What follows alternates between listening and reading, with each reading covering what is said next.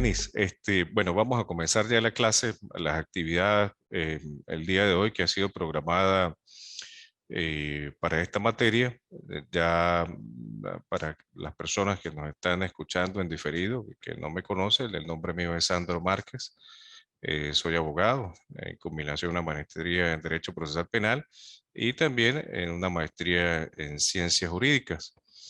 En este momento, pues vamos a revisar, como lo dije hace un minuto atrás, cómo evolucionó la victimología y la importancia de la victimología en el campo de la criminología.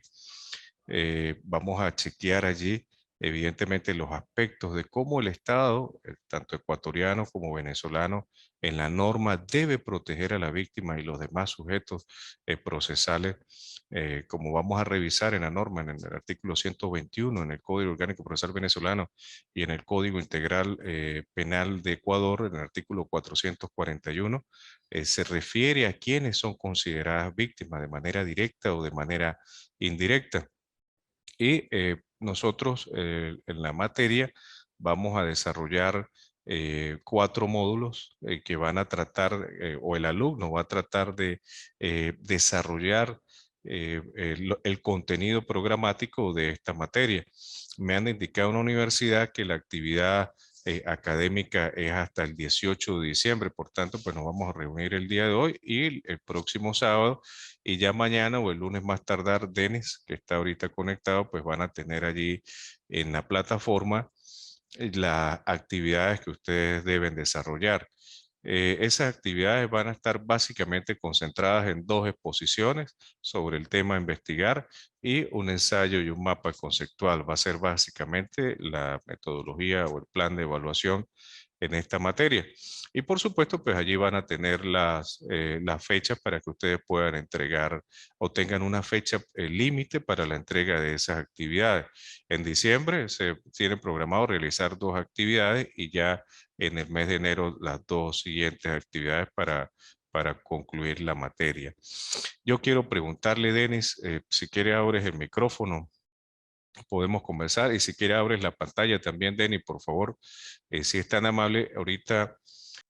¿Cómo está, doctor? Buen día. Sí, Bien, la veo nomás. bien, Sí, me está sí. escuchando. Muy bien. Bueno, Denis, fíjate, una de las primeras actividades, y hay otra compañera que acaba de conectarse, le decía hace un momento, Denis, que la materia la vamos a desarrollar en 4 actividades: 2 exposiciones, un mapa conceptual y un ensayo.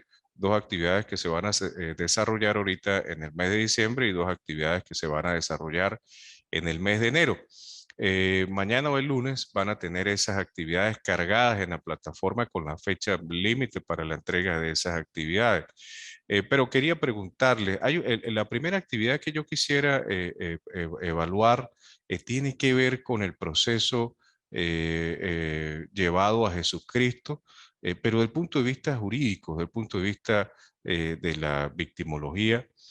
Hay unos aspectos en los registros bíblicos que son importantes resaltar desde el punto de vista jurídico, cómo se desarrolló ese proceso a Jesús. Como vamos a ver en la materia, pues hay varios tipos o hay niveles de victimización, y entre ellos encontramos una victimización judicial.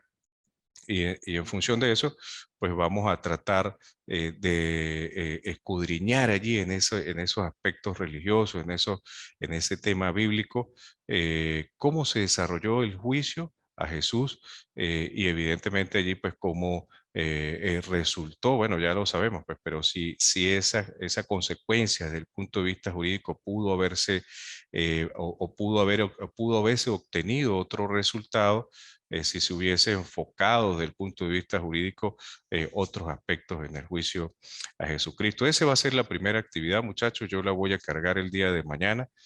Considero que es un tema interesante para ustedes, futuros criminólogos y criminalistas, que puedan evaluar. Y por supuesto, yo les voy a cargar el material sobre ese tema. No sé, que eso quería preguntarles, si en otras materias ya han desarrollado este tema. Les Doctor, pregunto, ajá. sí, sí. Sí, muy bueno, pues lo hemos hecho con la doctora Adriana Ah, ok. y no me acuerdo con quién más. Es con el doctor, creo. Sami creo también que lo hicimos de esa forma. Bien, perfecto. Entonces, si ya, bueno, fíjate, menos mal y lo consulté. Entonces vamos a modificar esa actividad. Yo mañana les voy a reprogramar esa primera actividad para que no vaya a Pero ser doctor, repetitiva. Dígame, Dene. no, lo que me quería referir era en relación a la modalidad, es decir, a través de cómo, la descripción, cómo se realiza la tarea, más no el tema en particular. No, no le entendí. ¿Cómo, Denis? A ver, Ajá. usted está hablando de las causas y consecuencias jurídicas que pudo haber tenido El juicio de Jesucristo. Jesús, sí. Exactamente. Ya. Esa tarea como tal no la hemos desarrollado, pero la Pues, modalidad, así como usted la está indicando, sí la hemos hecho con la doctora con la doctora Adriana y con el doctor. muy bien. O eh, sea, ojo, el tema de evaluar no lo han desarrollado, no, ¿cierto? para nada, para nada. Ah, ok, muy bien, perfecto, ok, perfecto. Entonces, yo allí en esa actividad yo programé una exposición. Considero yo que es un tema que ustedes pues deben analizar allí y por supuesto pues Doctora, explicar, dígame. una pregunta en base a eso. Ujú. ¿Qué sería recomendable ver, qué sé yo, la película Pasión de Cristo? No No, sé. no, no, en absoluto. Bueno, eso forma parte de de su estrategia de estudio para conocer ese tema, pero el material que le voy a enviar, cómo se lleva el proceso a Jesús desde el punto de vista jurídico, lo que le expliqué ahorita, cuando nosotros veamos la clasificación o los niveles, mejor dicho, de victimización, vamos a encontrar que inclusive hace 2000 años ya comenzaba a conocerse los primeros aspectos de lo que era la victimología, pero estaban allí y no, el ser humano pues los tenía a la vista, pero no podía o no los descubría, por decirlo de alguna manera. Solamente hasta 1940, 45, un psiquiatra de origen alemán pues acuña por primera vez el concepto de victimología como lo vamos a revisar ahorita. Fíjate, es una ciencia nueva, una ciencia que se encarga de estudiar principalmente, amigo Denis y la compañera Patti que está conectada en este momento, son los efectos del delito en la víctima y la relación que existe entre victimario y víctima. Yo diría que se trata de una victimología de carácter penal. Cuando veamos la ubicación de la victimología, nos vamos a encontrar que está evidentemente dentro del campo de la criminología. ¿Y por qué digo esto? ¿Por qué digo esto, compañeros? Porque nosotros, por ejemplo, en catástrofes, inundaciones, pues siempre hablamos de víctima, ¿no? Pero la victimología necesariamente se encarga de estudiar son los efectos que produce la comisión de un hecho punible frente a la víctima y, por supuesto, el tratamiento que se da desde el punto de vista policial, desde el punto de vista judicial, desde el punto de vista del resarcimiento del daño causado a la víctima. Entiendo yo que ustedes, como funcionarios policiales, al momento de abordar el sitio de suceso, la escena de crimen, abordan de inmediato a la víctima, por ejemplo, si se trata de un robo, de unas lesiones, porque la víctima de alguna otra manera, pues le va a permitir a usted dar o le da información relevante que le va a permitir a usted, desencadenar una serie de acciones para poder ubicar al victimario, para poder identificar al victimario y por supuesto pues establecer allí qué fue lo que realmente ocurrió y dando el tratamiento que corresponde a la víctima desde el punto de vista judicial, pero también vamos a revisar cómo es el tratamiento de la víctima en el campo del tribunal, cómo se estigmatiza. Nosotros a veces desde el punto de vista judicial, desde el punto de vista policial, hacemos cierta estigmatización de la víctima, la cuestionamos. De hecho, en las clasificaciones de la víctima, como vamos a revisar, hay víctimas que provocan inclusive la comisión del hecho punible y está dentro de las clasificaciones. No significa esto que hay una eximente de responsabilidad del sujeto activo del delito, del delincuente, del quien ha cometido el delito, no hay una eximente de responsabilidad, pero es necesario clasificarla. Entonces, volviendo al tema de lo que era el trabajo de investigación que se le va a dar sobre el juicio de Jesucristo, el material que les voy a dar, hay suficiente material en internet que pueden leer, y allí lo que queremos o lo que yo quiero en esta primera evaluación es que se extraiga de allí ciertas consecuencias jurídicas que pudieron ser evitadas y a lo mejor el curso de la historia fuese otra. Evidentemente, estoy hablando del punto de vista jurídico, del punto de vista técnico jurídico, desde el punto de vista de la victimología, no del punto de vista religioso, porque ya sería otro campo. Evidentemente no vamos a cuestionar las escrituras, ni estamos aquí para eso. Siempre con la fe en Dios, pues quiero que entiendan eso, muchachos. Lo que queremos es revisar desde el punto de vista jurídico cómo se llevó el proceso judicial a Jesucristo, qué debilidades, porque cuando ustedes revisen allí la historia del proceso judicial, cuando fue presentado a los romanos, cuando se le presentó al Sanderín, cuando fue condenado por los delitos de blasfemia y otros delitos allí, Jesús tuvo su oportunidad de defenderse. Y si la defensa de él ocurrió desde el punto de vista técnico como debía hacerse, y qué sucedió dentro del proceso que dejó de ser aquella persona procesada por unos delitos para convertirse en una víctima en la historia, que ya, bueno, ya conocemos qué sucedió desde allí y los siguientes 2000 años. Bien, entonces ya para comenzar con la clase de hoy, vamos a hablar inicialmente de la etimología de la palabra. Vamos a esperar que nos carguen aquí. Bien, sí tienen imagen allí, ¿verdad, muchachos? Quiero que por favor alguien responda si Sí, tiene imagen sí, allí. profe. Bien. Bueno, como yo les dije hace un momento, lo que es la victimología, pues es un concepto novedoso, es un concepto nuevo, iniciado en los últimos 70, 80 años por estudios específicos que se ha hecho un trabajo de psiquiatras y criminólogos. Sin embargo, la historia nos ha mostrado de que la primera víctima conocida pues, es Abel.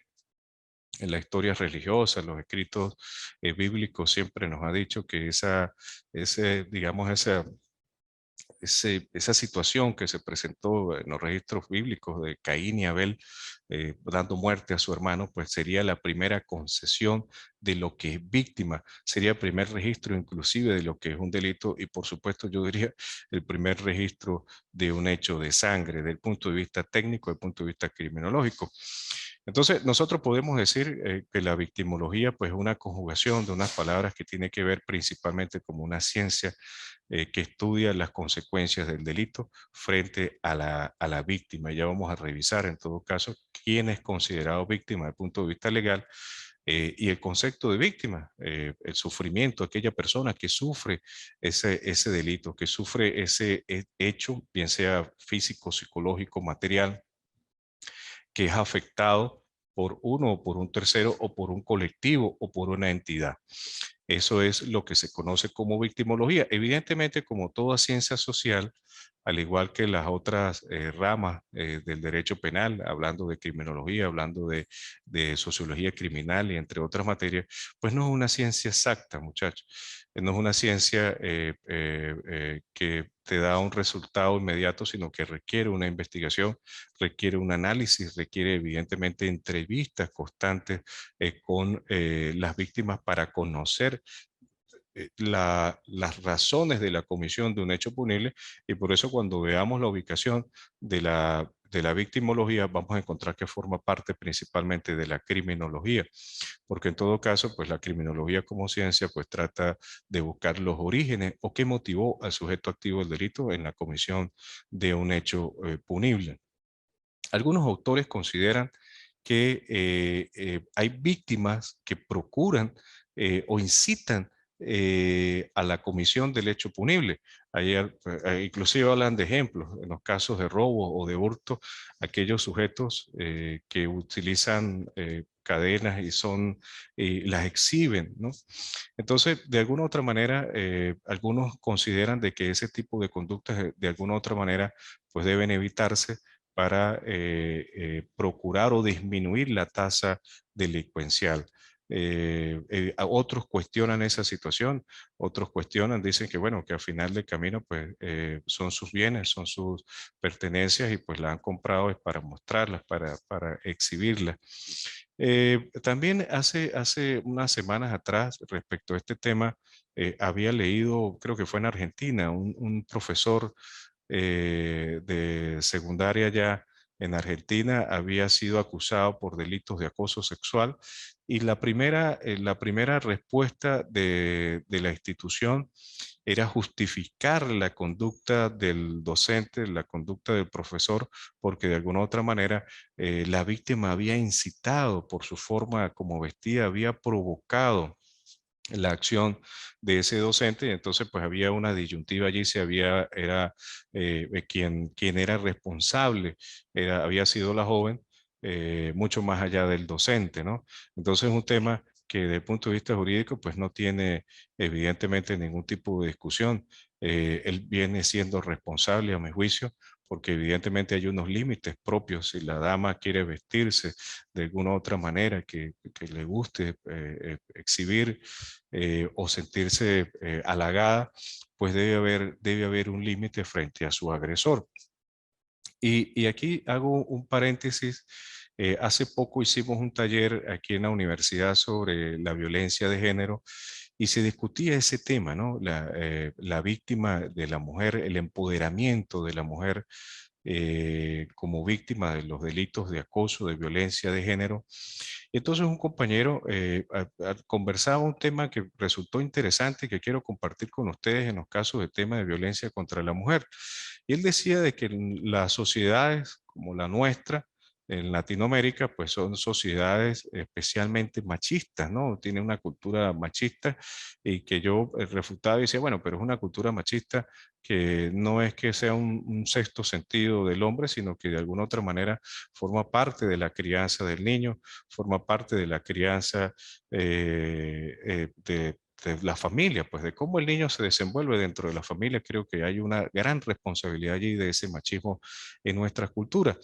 Pero yo afirmaba allí, y esto quiero comentarlo con ustedes y escuchar su opinión sobre este tema del empoderamiento de la mujer, de ese feminismo que ha evolucionado, que se procura ocupar espacios que se consideraban o que consideraban ellas no ocupar, y aparece una nueva forma que es, del punto de vista legal, castigar estos delitos, el cual pues evidentemente comparto y debe ser así.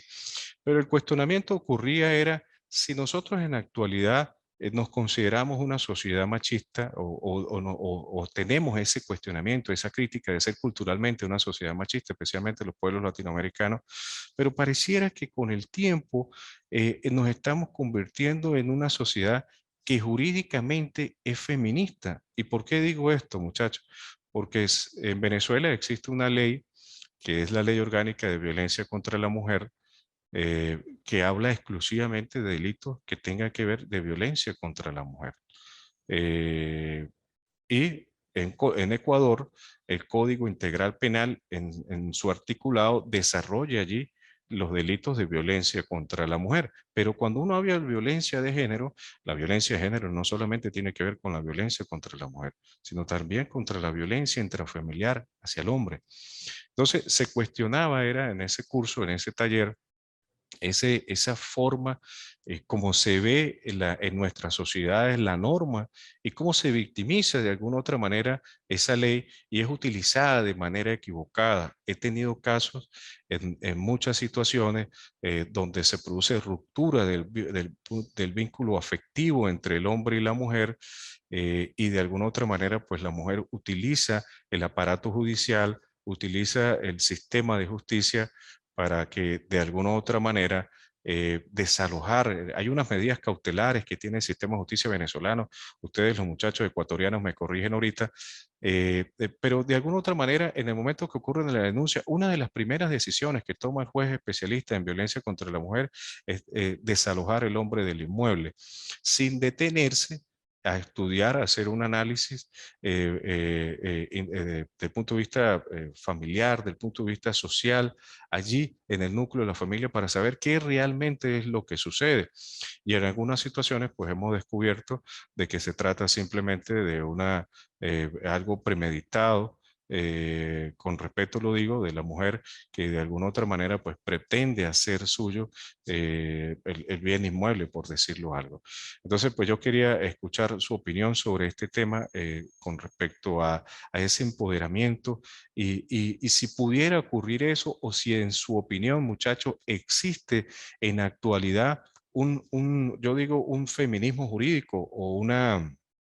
¿Y por qué lo llamo un feminismo jurídico? Porque estructuralmente, legalmente, existen leyes que protegen evidentemente la violencia contra la mujer, pero dejan rezagado lo que ocurre, por eso se llama violencia de género, tienen que entrar todos. Lo que ocurre frente a los aspectos de la violencia frente al hombre. Y ahí vamos a revisar también en ese tipo de victimización judicial, cómo de alguna otra manera porque muchos lo dicen de manera chistosa, ¿no? Bueno, pero es que el hombre no va a la comisaría policial a denunciar, "Ah, mire, mi mujer me pegó porque se van a reír de él". ¿Se entiende? En la mayoría de los casos sucede eso, es un problema cultural, insisto, sigue siendo un problema cultural. Entonces yo quería escuchar opinión de ustedes, muchachos, sobre este tema, una sociedad machista, pero que en la actualidad pudiera convertirse o que existe jurídicamente un feminismo o un feminismo jurídico. Denis, veo que abre el micrófono. Sí, doctor. Ujú. En relación a lo que usted estaba indicando, en relación a esto, de igual forma que en Venezuela existen las leyes de prevención contra la violencia contra la mujer, de género, y también las medidas, ¿no? Las medidas como tal, medidas de protección en el cual le dan una boleta de alejamiento en este caso, al esposo, al marido, al cónyuge, en relación a que no convivan dentro del mismo domicilio. Y casos muy puntuales han sucedido, en particular, hace un tiempo atrás, por ejemplo, ¿no? Que muchas veces utilizan este tipo de mecanismos jurídicos las mujeres en relación a sacar a los esposos, Sí. cónyuges del domicilio. Y lo utilizan de una mala forma en relación a que, por ejemplo, siguen conviviendo, utilizan este mecanismo jurídico y solamente es cuando les conviene, en relación a que, por ejemplo, si ya sacaron este mecanismo para no exista algún tipo de vulneración a sus derechos, pero posteriormente traigo a colación de que son situaciones que ellas mismas conviven teniendo ya este mecanismo y lo usan cuando ellas creen necesario. Entonces, de esta forma, no se adapta muy bien la forma jurídica a la aplicación de la medida como tal. Bien. Mire, usted dice algo interesante. No se adapta la aplicación de la norma con la realidad y ahí es donde entra la victimología. En los conceptos de victimología, de las Naciones Unidas, la Organización de Estados Americanos, cuando desarrolla lo que es víctima, que lo tienen ustedes allí, hace un análisis evidentemente de que es aquella persona, aquel sujeto que de alguna u otra manera pues vive, siente desde el punto de vista psicológico, desde el punto de vista físico, desde el punto de vista social, desde el punto de vista material o patrimonial, ese daño que un tercero pues causa sobre esa persona. Pero cuando usted refiere allí que no se aplica de manera consciente, de manera efectiva, desde el punto de vista judicial, es cierto. Yo soy de esa opinión. Usted llega a la sala de juicio o a la sala de flagrancia, si se trata de una violencia de género que ha sido capturada en flagrancia, y jamás se detiene a revisar si es cierta o sin justificar, ¿no? Estamos hablando siempre del punto de vista jurídico, ¿no? Los hombre y mujer en la misma situación. Pero nunca se detienen a verificar realmente qué ha sucedido. Ninguna circunstancia provoca la agresión. Bajo ninguna circunstancia provoca en los casos de violencia contra la mujer Ninguna circunstancia, y eso creo yo que debe ser una premisa en esta clase y en cualquier escenario, justifica la agresión. Ni siquiera que se alce o que se alteren en las discusiones un simple empujón porque agrede de manera violenta a la mujer. Sin embargo, yo creo que hay ciertas debilidades en el sistema judicial y ahí es donde entra la victimología, porque la victimología va a revisar efectivamente si existe un daño hacia la víctima. Por ejemplo, la violencia psicológica refiere la norma que se produce cuando evidentemente hay un daño psíquico en la mujer causado por el hombre. Evidentemente tiene que ser su pareja por maltratos, los insultos, a lo mejor los desprecios, bueno, muchas situaciones allí que se producen en la convivencia familiar. Pero cuando ocurre la flagrancia por ese tipo de delitos, no está un análisis psiquiátrico o un análisis psicológico que nos permita conocer que efectivamente la mujer tiene ese tipo de afectación. El fiscal solamente, el funcionario policial que recibe la denuncia solamente se detiene a observar las condiciones de estrés, de llanto que pueda presentarse la víctima en ese momento. Pero nosotros también hemos revisado y hemos visto que hay ciertas conductas propias del ser humano, tanto del hombre y la mujer, que desencadenan en su condición a lo mejor de nervio, de euforia, de esquizofrenia inclusive, que no tiene una tolerancia frente a una situación de discusión como pudiera tener otro ser humano. Entonces eso lo lleva de manera inmediata a presentar una denuncia con lágrimas en los ojos, con llanto. Mi esposo me insultó, me gritó, me ofendió. Todas esas figuras que ella refiere allí constituyen delito. Ninguna de ellas. De hecho, insultar, agredir de palabras a la mujer constituye un delito. Sin embargo, el funcionario policial redacta la denuncia y de inmediato sale a buscar al agresor, lo aprende y lo presenta, o sea, dentro de las 12 horas en Ecuador, dentro de las 48 horas en Venezuela, o 24 horas en Ecuador. Me corrigen ustedes ahorita, muchachos, no recuerdo el lapso en la flagrancia en Ecuador, creo que son 12 o 24 horas, bien, perfecto. Y aquí en Venezuela, 48 horas. El fiscal lo presenta en la sala de flagrancia, ya hace las imputaciones y el juez solamente, ojo, mire, el juez solamente con la denuncia de la víctima es suficiente para dictar una medida. Y si hay evidentemente lesiones físicas, pues bueno, ya debe haber el examen médico forense. Pero yo cuestiono mucho cuando se trata de violencia psicológica. Yo creo que en la violencia psicológica no debería existir una flagrancia porque evidentemente no está el análisis previo que efectivamente pues determine que ha ocurrido ese tipo de agresión. Y es allí donde entra la victimología. La victimología como ciencia pues va a establecer la relación que existe entre victimario y víctima para poder entender si efectivamente existió o no existió ese delito. Bien, yo no sé si fue este curso que comenté hace unos años aquí en Venezuela, existía el homicidio por arrebato de intenso dolor en la década de los 70, 80 en Venezuela era justificado para que veas las desigualdades también que existen entre, o existía desde el punto de vista normativo del hombre y la mujer, inclusive desde el punto de vista político, hasta 1950 en Venezuela se le permitió participación política a la mujer, inclusive se le permitió el ejercicio del derecho al voto.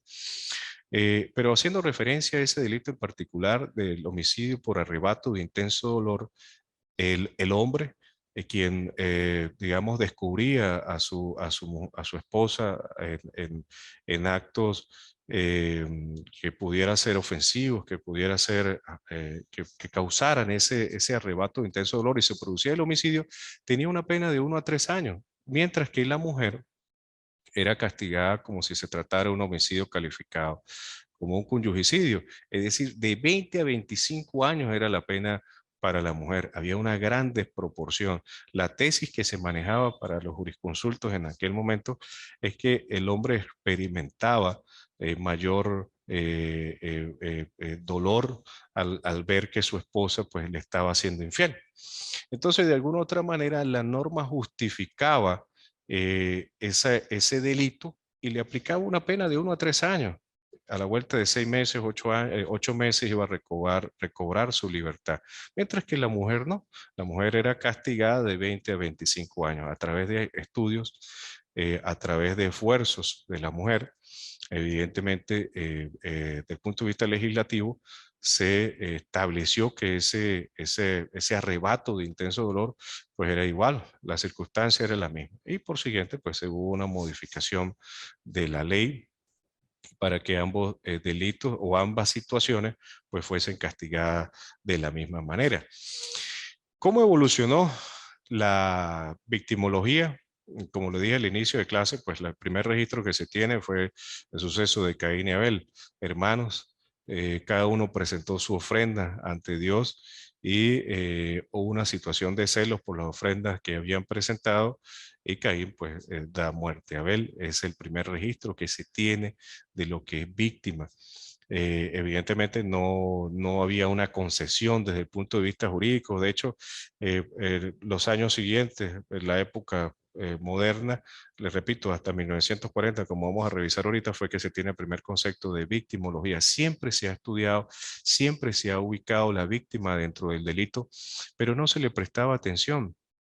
Se prestaba más atención al victimario, al sujeto activo del delito, porque en todo caso era quien importaba desde el punto de vista judicial, era quien importaba porque iba a recibir su castigo. Anteriormente, haciendo referencia a la ley del talión, pues simplemente si usted hacía un daño, resarcir ese daño era o la manera de resarcir ese daño era que usted sintiera el mismo sufrimiento que había causado a la víctima, lo que llamaban el ojo por ojo, diente por diente. Si usted causaba un daño, pues usted iba a tener la misma consecuencia del daño que había causado. Esa evolución, muchachos, pues viene como consecuencia del interés, de la preocupación de evidentemente científicos que han entendido que para poder entender el delito, para poder evitar el delito, no solamente debe estudiarse al delincuente, no solamente debe estudiarse al sujeto activo del delito en sus diferentes categorías, en sus diferentes razones por las cuales la lleva al delito, sino también a la víctima. De hecho, haciendo referencia a la actualidad, en Venezuela yo recuerdo que habían campañas televisivas que hacían referencia a las personas que salían de viaje, que fuesen muy precavidas con las puertas, con cerrar sus inmuebles de manera segura, a las personas en sus vehículos, cuando ingresan a sus vehículos, observar, ser cuidadosas de cómo ingresan, no ser despistados, pues por decirlo de alguna manera. Inclusive también se hacen advertencias cuando se asisten al mercado donde hay una gran masa de ciudadanos, de no llevar sus objetos personales, teléfonos, carteras, tener mucho cuidado con eso, y eso procura la incidencia en el delito. Y por supuesto, pues evita el aumento de la criminalidad. Eso es parte entonces de lo que es la evolución. Hay algo aquí que quería comentar también sobre el código de Hammurabi, que me causó también curiosidad sobre este tema.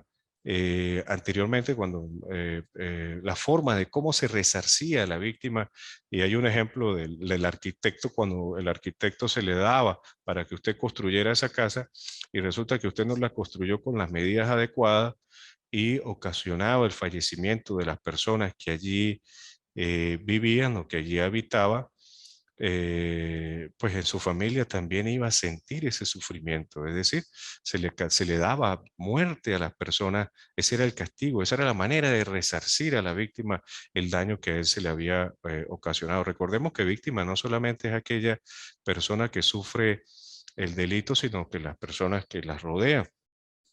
Eso, concesión, ya viene desde épocas históricas, de épocas antiguas, y son recogidas en nuestros códigos penales, en el artículo 441 del Código Orgánico Integral Penal y en el artículo 121 del Código Orgánico Procesal Penal venezolano. Allí se describe quiénes son víctimas. Pero haciendo referencia a esto, en los años de 1760, como pueden ver ustedes allí en la pantalla, antes de Cristo ya existía esa situación. Si usted cometía una situación en particular, pues la manera de resarcir a la víctima era causándole el mismo sufrimiento. Y evidentemente, pues eso no resarcía, en mi opinión, el dolor que sentía la víctima, sino más bien se sometía o se sujetaba, se afianzaba, era o es con la venganza. Eh, ya en épocas modernas, eh, como lo decía hace un momento, psiquiatras y criminólogos, especialmente Freddy Huerta, fue uno de los primeros, digamos, personajes que acuña este concepto de la victimología. Y este científico, este personaje, eh, cuando comenzó a analizar sobre la víctima, sobre por qué se producía o por qué debería, o por qué de la importancia de estudiar la víctima desde el punto de vista del delito, él decía de la influencia que tenía la sociedad para que se produjeran ciertas situaciones en particular. Este doctor pues criticaba los cómics, lo que ocurría en las historietas, en las revistas, esos personajes imaginarios, esos héroes, esos villanos, de alguna u otra manera pues tenía una gran influencia, según el doctor, sobre los niños, sobre los adolescentes, y que de alguna otra manera pues allí podría desencadenar personas con una conducta adecuada o personas con una conducta desviada a lo que la sociedad pues pretende de cada uno de nosotros. Yo recuerdo respecto a este tema que refiere el doctor Freddy, y en algún momento estoy seguro que ustedes, muchachos, sus abuelos, en algún momento le comentó, y estoy casi seguro que en la actualidad aún ocurre ese tipo de situaciones. Hemos visto niños que al ver las películas de superhéroes quieren imitarlos y se suben al segundo piso con una capucha o una disfraz allí de algún superhéroe y se causa una lesión. Se lanzan al vacío creyendo tener esos superpoderes allí y ocurre una lesión. Entonces, la victimología evidentemente pues estudia también esas consecuencias en esos sujetos de la influencia de aspectos sociales externos que pudieron llevar a ese individuo o a ese sujeto a ese daño. La eutanasia también es considerada como un aspecto de la victimología. La eutanasia es digamos, el permiso que se le concede a un sujeto para que pueda terminar con su vida, algunos dicen de manera digna, ¿no? De una manera para evitar su dolor, pero también son consideradas víctimas. Y es un tipo, y entra dentro de esas clasificaciones de víctimas que nosotros más adelante vamos a revisar.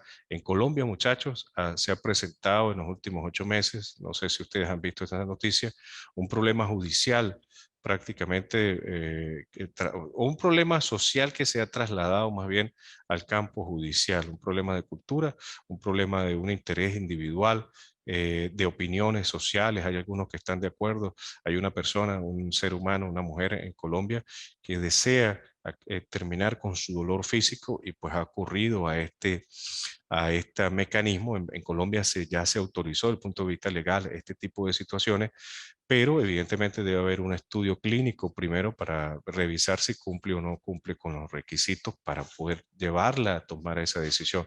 Del punto de vista cultural, del punto de vista social, algunos cuestionan ese aspecto, esa decisión, otros las aprueban. Pero lo que trasciende aquí y lo que es importante para nosotros es desde el punto de vista judicial, la importancia que ha tenido la confrontación de tribunales de primera instancia y de tribunales superiores, de cómo allí han retrasado consciente o inconscientemente eh, esa decisión que esta señora pues ha tomado. Y hasta ahorita, no sé, muchachos, me corrigen ustedes, pues no ha ocurrido ese desenlace fatal porque hay, les repito, aspectos judiciales que aún están por revisar. Bien, otro de los, digamos, pioneros en el tema de la victimología ha sido Benjamin Mendelssohn. Eh, Fíjate que tanto Freddy como Mendelssohn son criminólogos y psiquiatras que se han preocupado por el estudio no solamente del sujeto activo del delito, insisto, sino de la víctima, porque se ha comprendido en los últimos 70 años que para evitar el aumento de la criminalidad es necesario conocer las razones del por qué el sujeto ha cometido ese delito y si de alguna otra manera la víctima ha tenido cierta responsabilidad en la comisión de ese hecho punible. Evidentemente hay víctimas inocentes, ¿no? Desde el punto de vista del derecho penal, personas que son sorprendidas en diferentes delitos, estafas, robos, hurtos, y que de alguna otra manera, pues, lo que llaman víctima inocente, pues, no conocían sobre la situación en particular, pero hay otros tipos de víctimas, por ejemplo, aquellas que participan en lesiones recíprocas. Evidentemente, él está consciente de que va a sufrir algún tipo de lesión y va a convertirse en una víctima. Eso es una de las clasificaciones que nosotros vamos a revisar y otro de los autores que también fue pionero en la década de los 60, 70, Hans von Helten, me disculpan, mi alemán no es muy bueno, digamos que de alguna otra manera se interesó en el estudio de la víctima y del cual pues nosotros, sus estudios, sus análisis, de alguna otra manera pues tienen una gran importancia para escudriñar, descubrir las razones, como lo he dicho, de la comisión de un hecho punible. ¿Dónde nosotros ubicamos la victimología? Evidentemente la victimología, yo le agregaría en esta materia victimología penal. No podemos hablar de victimología refiriéndonos a otros tipos de víctimas, producto de un incendio, producto de un hecho natural fortuito que convierte de alguna otra manera a ciertos sujetos en víctimas. Pero eso no es el campo de la victimología. El campo de la victimología necesariamente es el estudio de aquellos sujetos que son consecuencia o que de alguna otra manera sufren la comisión de un hecho punible, bien de manera directa o bien de manera indirecta. Y ese hecho punible no solamente es el sufrimiento físico hacia la persona, las lesiones, sino también un sufrimiento psicológico, un sufrimiento patrimonial. La violencia, por ejemplo, en los casos de delitos de extorsión, siempre ocurre hacia la víctima es bien daño a su patrimonio o bien daño a su familia. Pero principalmente lo que se produce allí es un efecto psicológico. El temor que produce el agresor sobre la víctima para llevarlo a él a desprenderse. Siempre en la mayoría de los casos se trata de bienes desde el punto de vista patrimonial, entregas de sumas de dinero para evitar que sus bienes, que su patrimonio, que su inmueble a lo mejor sufra algún daño o que su familia, principalmente sus hijos, su esposa o su círculo familiar, pues tenga algún daño. Entonces, evidentemente, la victimología forma parte de la criminología y esto es a su vez del derecho penal. Bien, no sé si hay algún comentario que quieran hacer sobre hasta ahorita lo conversado. Patti, vamos a escuchar a Patti. No sé si está conectada. Patti Maribel Ullari Pico. Aparece allí en pantalla, por favor. ¿Me escucha, Patti?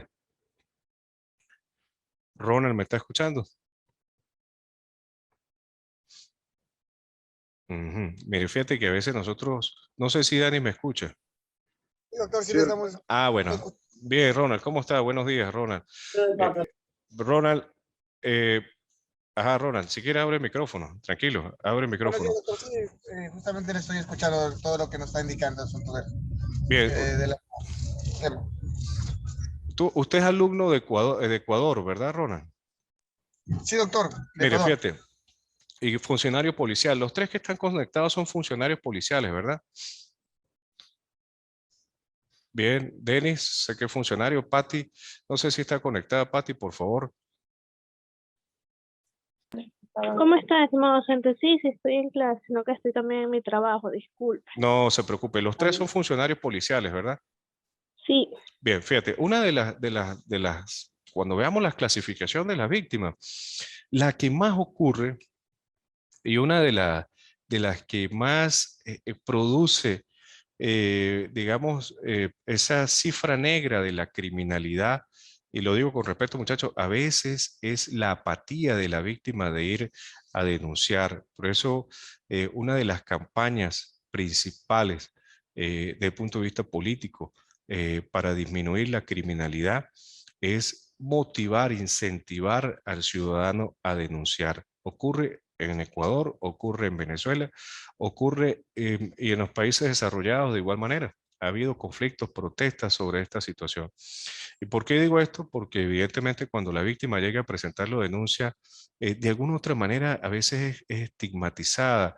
eh, eh, la víctima deja de ser o de manera paralela se convierte en víctima de ese delito, pero también víctima judicial porque de alguna u otra manera, digamos, no recibe el trato de confianza que debe sentir la víctima, que de alguna u otra manera le haga sentir o le haga sobre ella o sobre él entender, tener la sensación de que lo que ella va a denunciar pues va a tener su respuesta.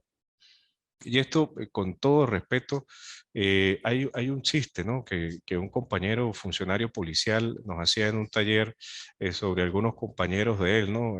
Llegó en una oportunidad un sujeto, un individuo, a denunciar el robo de su vehículo. Estamos hablando de un Renault 11 1970, a lo mejor, un Renault bastante.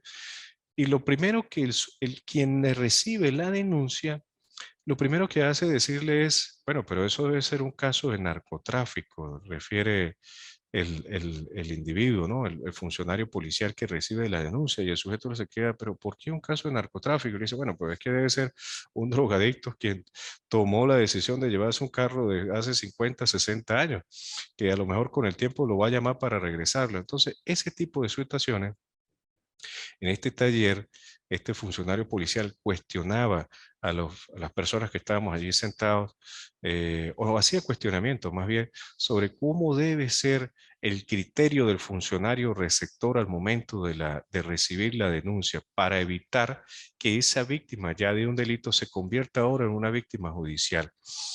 Pero no solamente ocurre en el campo de la actuación policial, sino también en el campo tribunalicio. En muchos casos he observado yo que el funcionario de sala, nosotros llamamos aquí al alguacil, quien corresponde la seguridad de la sala del tribunal, donde está el fiscal y el juez y el defensor, pero ocurren ciertas situaciones allí, comentarios fuera de lugar que hacen sentir a la víctima, víctima ahora judicial, víctima ahora tribunalicia, más allá de víctima del delito. Nosotros estamos como operadores de justicia, como funcionarios públicos para servir y procurar darle respuesta a aquella persona que se presenta con la necesidad de que se le dé respuesta a una agresión que ella, de la cual ha sido víctima. Pido disculpas por ese ejemplo a ustedes, muchachos, que coloqué a manera de chiste, pero ocurrió. Y esta victimogénesis y vulnerabilidad que tiene victimogénesis viene siendo una ciencia que se encarga de estudiar ciertos aspectos sociales que de alguna u otra manera llevan a que unos sujetos sean o tengan o procuren o tengan precariedad, incidencia en el delito frente a otros sujetos. Y ahí encontramos unas preposiciones biofisiológicas, unas preposiciones sociales y unas preposiciones psicológicas. Las preposiciones biofisiológicas tienen que ver principalmente con la edad, el sexo, la raza, la condición física. Las preposiciones sociales tienen que ver con el estatus social, la profesión, las condiciones y las condiciones, o las, perdón, dicho, preposiciones psicológicas tienen que ver con las desviaciones sexuales o otros rasgos psicológicos que de alguna otra manera pues llevan al sujeto a la comisión de un hecho punible. Yo recuerdo en la anterior clase con ustedes hacíamos la distinción entre el psicópata y el sociópata.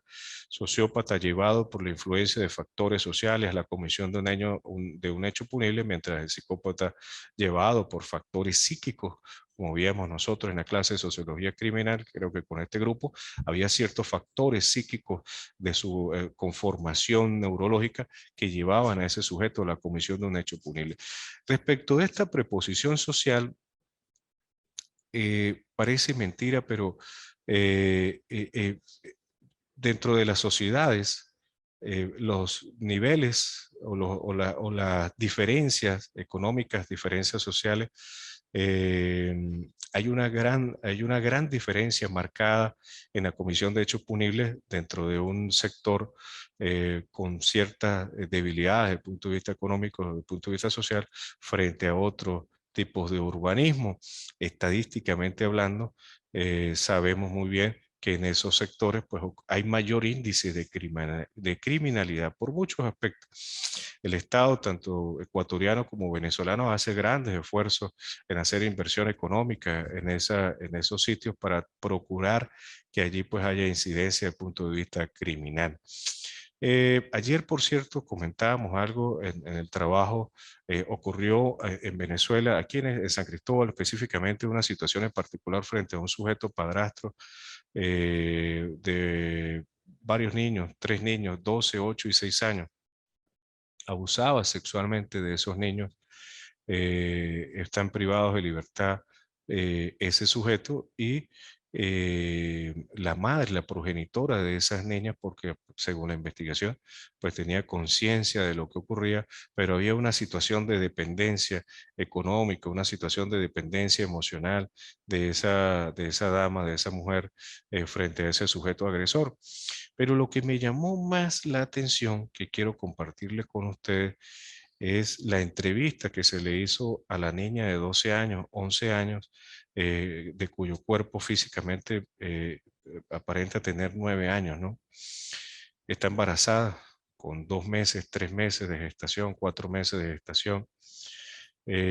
Y algo que me sorprendió fue que en las entrevistas que se le hace a la niña para conocer qué es lo que realmente ocurría allí, ella comentaba de que sentía algo allí en su estómago que se le movía, ¿no? Y de verdad que eso causó una gran impresión en las personas que lo entrevistaban porque se trataba de otra niña. ¿Cómo usted explicarle a una niña de 12 años, 13 años, de que su vida va a cambiar porque va a ser madre? Entonces, pues verdaderamente nosotros, los funcionarios policiales, los operadores de justicia, tenemos que ir a esos sitios, educar. Yo creo que la prevención del delito principalmente se centra, ya me están haciendo señas que va a terminar la clase, rapidito para darle derecho a palabra a ustedes, muchachos. Principalmente se centra en la educación en esos sectores. Ya en los sectores privilegiados, pues evidentemente allá también ocurren delitos y delitos de importancia, narcotráfico, delitos de mucha importancia.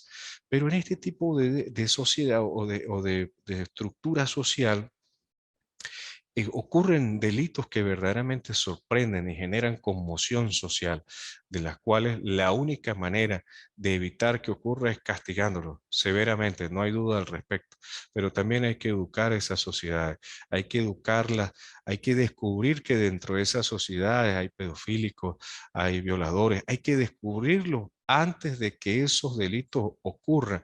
Y la única manera de descubrir que eso ocurra es abordando esas sociedades. Un fin de semana, un sábado, ir a un grupo multidisciplinario, psicólogos, psiquiatras, sociólogos, médicos, funcionarios policiales que realicen campañas de medicina, odontología, oftalmología, pero que vaya acompañada de ese tipo de entrevistas para identificar a esos sujetos y a lo mejor pudiera ser, si se trata de alguna esquizofrenia, de algún tipo de enfermedad, pudiera ser medicado para evitar la comisión de ese tipo de hecho punible, ¿sí? Muchachos, bueno, la próxima semana, el próximo sábado vamos a tener nuevamente clases, 8:30 me parece la hora correcta para esta clase. Como les dije, académicamente cierra la universidad el 18 de diciembre. Procuraremos realizar 2 actividades esta Navidad, o mejor dicho, este mes de diciembre, para luego en enero incorporarnos y realizar las 2 últimas actividades y concluir ya con la materia. No sé si tienen alguna pregunta o algún comentario, Patti. Vamos a escuchar a Patti. Ajá, aló. Bueno, Patti nos informaba que estaba trabajando, debe ser que está ocupada. Denis. Doctor, Ajá, le escucho, Denis. no me quedó claro es decir, cierran actividades hasta el 18 de diciembre. La Sí, segunda señor. actividad, ¿cuándo? La vamos a desarrollar online. La dejo en sistema. De hoy en 8 vamos a tener clases nosotros, pero la segunda actividad, que puede ser el ensayo, ustedes la pueden desarrollar perfectamente entre el 20 y el 2 de enero, 3 de enero. Yo creo que no habría problema para eso, ¿cierto? Ya, entonces, y el día, algo usted comentaba de que el día de mañana cargaba las actividades. Sí, más tardar el lunes. Esta clase, o mejor dicho, esta materia debió comenzar hace 15 días, Denis. Pero bueno, por cuestiones de trabajo no pude iniciarla y bueno, pues la estamos comenzando hoy. Le pido disculpas porque sé que ustedes le programaron ya para 15 días el inicio de esta materia. No sé, Denis, si quiere hacer algún comentario sobre el tema que hemos conversado hoy, sobre la victimología en su campo laboral. ¿Cómo ve usted la víctima allí? Hay varios tipos de víctimas, inclusive hay víctimas que con el sufrimiento y el dolor lo ocultan. Hay otros que van más allá a ese sufrimiento y ese dolor. Inclusive algunas se victimizan para que hay que tener cuidado con eso, para producir una venganza o por otro problema, tratan de llevarlo a otro aspecto y lo que ocurre es una simulación de hecho punible. Sobre todo ocurre, he visto últimamente en los problemas de vecinos, ¿no? Que no estaciona el carro aquí, que no estaciona el carro allá, entonces llegan allá a la fiscalía a denunciar que mire que partió el bombillo y resulta que el bombillo él mismo lo ha, bueno, o en la prefectura, no son situaciones para ir a una fiscalía, pero luego se determina que efectivamente pues él que ha causado ese propio daño. Denis, no sé si quiere comentar algo, Ronald. Sí, doctor. Ajá, le En escucho. base a la clasificación de las víctimas, Ujú, nos podemos dar cuenta desde la primera unidad de que, bueno, de lo que uno va aprendiendo, de que existen muchas víctimas, es decir, distintos tipos, tales ujú. como la que usted mencionaba, las víctimas simbólicas, las Ujú, víctimas falsas, ujú, también que son las víctimas familiares. Entonces, de aquí encontramos muchos tipos de víctimas dentro de la materia que estamos al ujú. momento estudiando.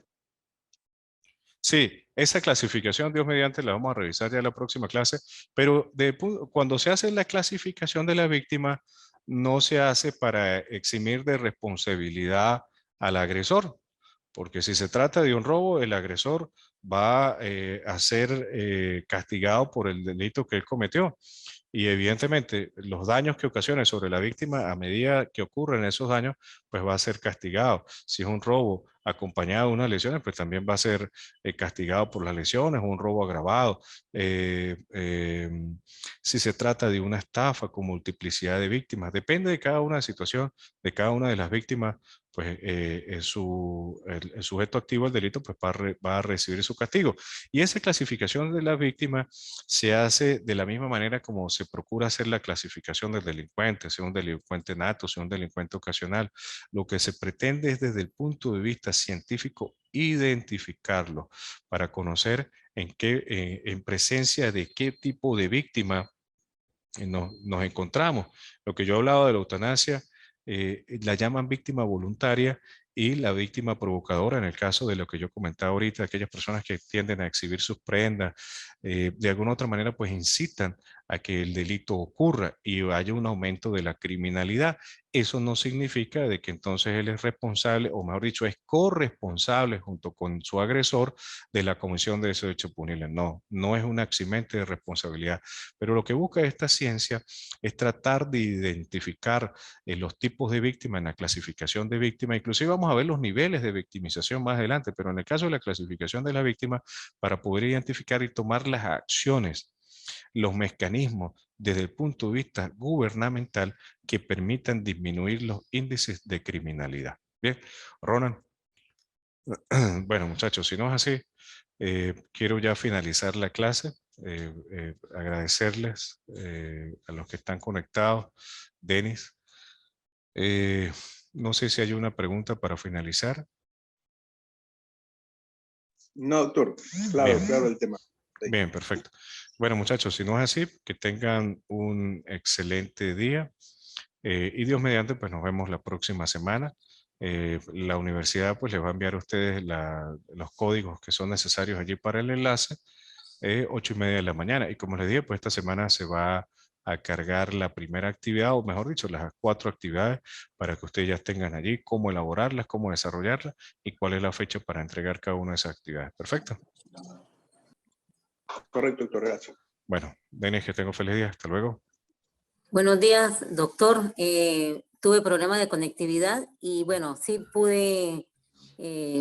Sandrita, no la veía aquí en mi sistema, discúlpeme, sí, Sandra. doctor, tuvimos problemas de electricidad y llegó hace Ajá. unos minutos, pero sí tuve apuntes importantes. Bien. Y bueno, pues revisaré el material una vez esté en plataforma. No se preocupe. Sandra, si quiere comentar algo, le doy su derecho de palabra.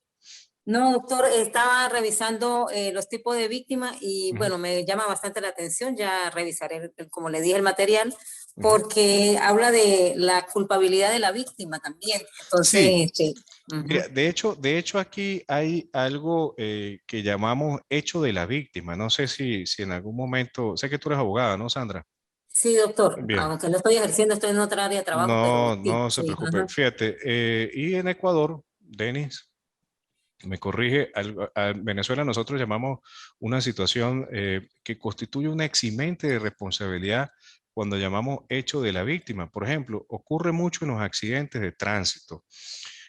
Un vehículo que está en su cruce, por hacerlo alguna referencia, la luz verde le permite cruzar hacia la derecha y de manera introspectiva aparece un motorizado y es arrollado por ese vehículo que no lo pudo visualizar. A lo mejor habrá un punto ciego allí.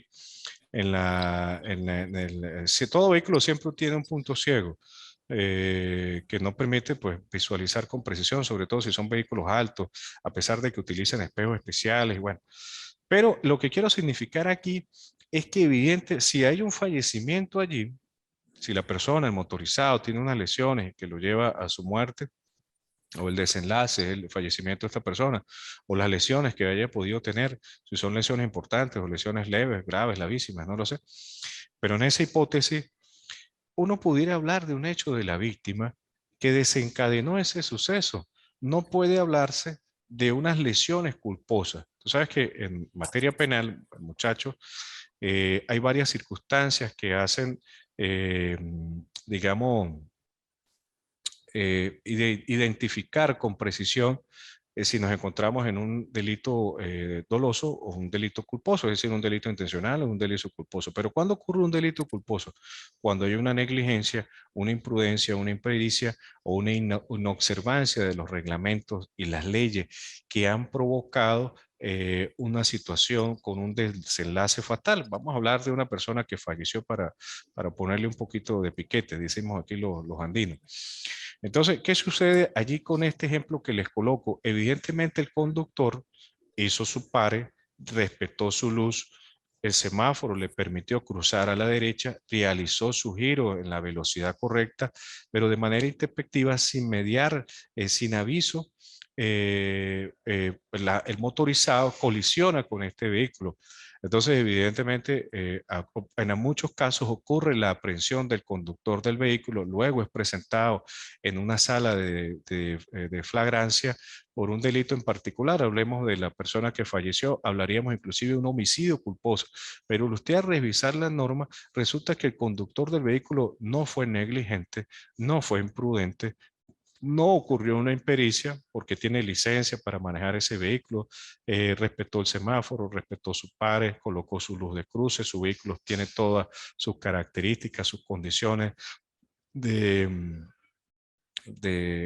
las condiciones del vehículo en buen estado y respetó las leyes de tránsito. Entonces, evidentemente, ese sujeto no puede ser procesado desde el punto de vista penal porque se trata de un hecho de la víctima. Allí sí pudiera haber un eximente de responsabilidad porque se trató, evidentemente, de una situación que fue provocada por la persona que falleció. Perfecto, no hay allí entonces un victimario. Bien, perfecto, Sandra.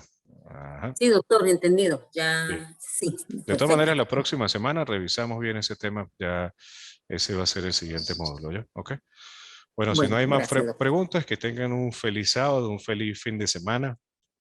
La única manera de salir adelante es pegadito a Dios y trabajando. No hay otra, muchachos. Y en estos tiempos de pandemia hay que ser solidario con la persona que necesite.